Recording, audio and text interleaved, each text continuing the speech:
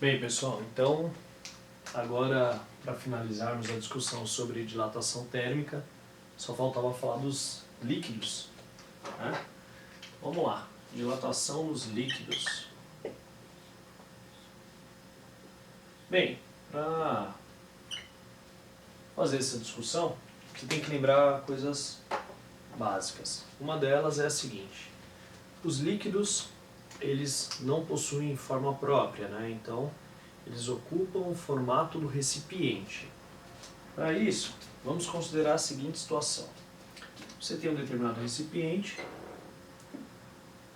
tá, com um volume interno, vou chamar esse volume interno de volume inicial, que é o volume no qual o líquido será depositado, e considerar aqui também as paredes do recipiente. Então, as paredes do recipiente que vai abrigar, que vai comportar o fluido, tá bem? Então tá aqui, vamos fazer em corte para que a gente possa discutir melhor. Então tá aí. Bom, então temos aqui um recipiente, tá? Vou até marcar aqui para a gente poder lembrar depois fazer a discussão. Recipiente. Beleza. E vou colocar também aqui dentro uma porção de um determinado líquido até a borda desse recipiente. Então tá aqui, pessoal. Tudo bem, turma? Então tá feito aí. Bom, primeiro, perceba que o líquido, nessa condição, ocupa o próprio volume interno do recipiente, que eu chamei de volume inicial, V0. Tá? Outra coisa, se você colocar aqui uma fonte de calor, deixa eu apagar aqui. Se você colocar aqui uma fonte de calor, então você vai fornecer essa quantidade de energia, então, fonte de calor, e ao fornecer essa quantidade de energia, tanto o líquido quanto o recipiente vão sofrer dilatação. Pessoal, na prática o que acontece? O líquido ele vai dilatar um pouco mais que o recipiente e vai transbordar, tá? E a parcela do líquido que transborda é a parcela do líquido que aparece para nós. Mas, numa situação aqui, só para que a gente possa entender o processo, o recipiente ele sofre um processo de dilatação também. Então eu vou considerar aqui a dilatação do recipiente, beleza? Então eu vou colocar aqui dilatação volumétrica do recipiente, vou colocar REC, beleza?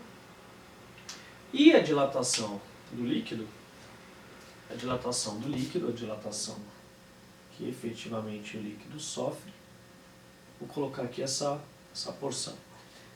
Aqui é só uma representação, né, pessoal? Lógico que nessa situação você vai entender que o líquido vai extravasar. Então, aqui, né, essa porção, nós temos a dilatação volumétrica, vou chamar de real, certo? A diferença entre as duas, então, se você considerar isso aqui, beleza? A diferença entre as duas, portanto, essa parcela, é aquilo que efetivamente aparece para nós. Vou chamar isso aqui de dilatação volumétrica aparente. Bom, então, vamos dar uma olhada na relação? Eu posso falar então que a dilatação volumétrica real, tá? Dilatação volumétrica real será a dilatação volumétrica do recipiente mais a dilatação volumétrica daquilo que aparece, aquilo que transborda. Então tá aí, é isso que nós temos. Tá? Então essa equação é a primeira equação para que a gente possa discutir. Tá feito. Consequentemente, a gente pode falar que a dilatação aparente, né? Posso escrever aqui, ó. Então, a dilatação volumétrica aparente será a dilatação volumétrica real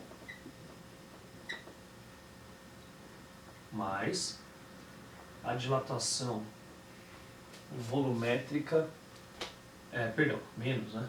Então, subtraindo aqui, ó, real menos a do recipiente. Beleza? Então, com isso aqui a gente já começa uma boa discussão. Vamos entender o processo. Tanto o recipiente quanto o líquido, eles possuem aqui o mesmo volume, que é o que a gente chama de volume inicial. Se você olhar essa equação, ela pode ser escrita então assim: quem é a dilatação volumétrica aparente? Tá? A dilatação volumétrica aparente vai ser gama, né? Então, coeficiente de dilatação aparente vezes o volume inicial vezes a variação de temperatura. Quem é a dilatação volumétrica real? Bom, é o coeficiente de dilatação real, que no caso é do líquido, né? Vezes o volume inicial vezes a variação de temperatura menos o coeficiente de dilatação volumétrica do recipiente, volume inicial e aqui variação de temperatura. Dá uma olhada nessa equação e destaca bem. O volume inicial, pessoal, ele é o mesmo porque o líquido ocupa esse espaço do recipiente. Então, nós podemos considerar, né, temos que considerar o volume inicial idêntico para todos.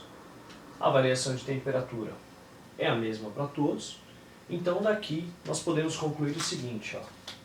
Como esse termo é comum, então posso dizer que o coeficiente de dilatação aparente será igual ao coeficiente de dilatação real menos o coeficiente de dilatação do recipiente. Então temos aqui, ó, uma segunda equação que pode nos ajudar muito na solução dos problemas de dilatação volumétrica em líquidos. Agora, olha só que interessante. Desse termo, então a gente pode falar assim, ó, quanto efetivamente aparece, quanto que transborda se você tiver uma situação como essa, um recipiente repleto de determinado líquido. Se isso acontecer, se você usar a relação, tá? Você pode falar assim, ó, a dilatação volumétrica aparente, que é aquilo que transborda, será o coeficiente de dilatação aparente vezes o volume interno do recipiente e a variação de temperatura. O que na prática, pessoal, lembrando que o coeficiente de dilatação aparente é o coeficiente de dilatação real, né? No caso do líquido, menos o do recipiente. A gente fala aqui aquilo que transborda, portanto, a variação do volume aparente será o coeficiente de dilatação real, vamos lembrar que isso aqui é do líquido, menos o coeficiente de dilatação volumétrica do recipiente, REC, vezes o volume interno vezes a variação de temperatura. Tá aqui, turma. Então, essa aqui é a equação que representa a dilatação daquilo que é aparente, portanto, aquilo que transborda quando você tem um líquido dentro de um recipiente. Bom, pessoal, é isso. Tá? Lembrando aqui que a relação é muito parecida com a que nós temos no sólido, na verdade a relação é a mesma, só que agora com o detalhe do estado físico ser um líquido, que a gente tem uma situação de transborde, né? Então vai transbordar uma porção do líquido, que é o que a gente chama de dilatação aparente.